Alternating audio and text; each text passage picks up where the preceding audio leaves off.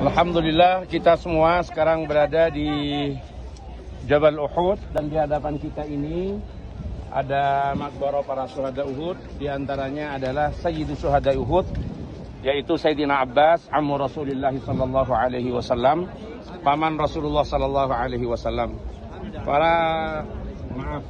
Sayyidina Hamzah, Sayyidu Syuhada Uhud, pamanda baginda Rasulullah sallallahu alaihi wasallam. Nah, disinilah dimakamkan para syuhada Uhud yang gugur, yang wafat pada perang Uhud. Perang Uhud adalah peperangan di mana umat Islam mengalami kekalahan terhadap para kufar dengan memang jumlah yang tidak berimbang, antara 3.000 tentara muslim melawan 7-14.000 tentara kufar. Pada awalnya kemenangan sudah hampir ada pada tentara muslim. Kemudian ketika berada di atas, Rasulullah SAW berpesan agar mereka tidak tergiur untuk berebut ghanimah, untuk tidak turun ke bawah. Tapi ketika melihat di bawah ini banyak harta rampasan perang, ternyata beberapa tentara itu melanggar terhadap apa yang dipesankan oleh Rasulullah, sampai kemudian turun dari gunung turun untuk mengambil ghanimah.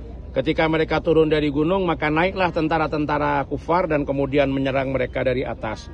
Disinilah ada pelajaran penting bahwasanya keputusan-keputusan yang diambil oleh Rasulullah yang tidak semata-mata berdasarkan pada pertimbangan akal tapi berdasarkan wahyu, ini ternyata ketika dilanggar oleh para sahabat akan berakibat pada kerugian dan pada kekalahan. Tetapi Rasulullah disitulah terlatih kesabarannya dan sifat kelembutannya, sampai kemudian dipuji di dalam Al-Quran, fabima rahmatin minallahi lintalahum walau kunta faddan ghalidhal qalbi lamfaddu min haulik. Jadi karena kelembutan Rasulullah, kemudian Rasulullah memaafkan terhadap kesalahan-kesalahan para sahabat, maka mereka tetap berada pada barisan Rasulullah, tetap setia ikut Rasulullah. Seandainya Rasulullah kemudian keras dan bersikap kasar kepada para sahabat karena melanggar, lanfaddu min haulik, maka para sahabat itu akan berpaling dari Rasulullah. Disinilah diuji tentang pentingnya sifat kelembutan, sifat walaupun tetap penting adanya hukuman, tetapi kelembutan, keramahan yang ditunjukkan oleh seorang pemimpin agar supaya bisa untuk merekatkan dan menguatkan terhadap para anggotanya agar tetap berada pada barisan itu. Tetapi yang harus dibayar adalah jatuhnya korban, diantaranya yang kita kenal dengan Sayyidu Syuhada Uhud, pamanda Rasulullah Sayyidina Hamzah, yang dibunuh bahkan sampai diambil bagian dalamnya oleh seorang perempuan musyrikah namanya Hindun. Nah, di hadapan kita ini ada makbarah para syuhada Uhud, dan Rasulullah disebutkan dalam satu hadis bahwa Rasulullah setiap tahun ini datang ke sini.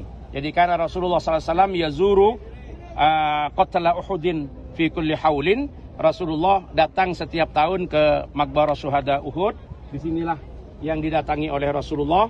Ketika sudah datang di tempat ini, maka Rasulullah mengeraskan suara dengan mengucapkan salamun alaikum bima sabartum fa ni'ma uqbaddar.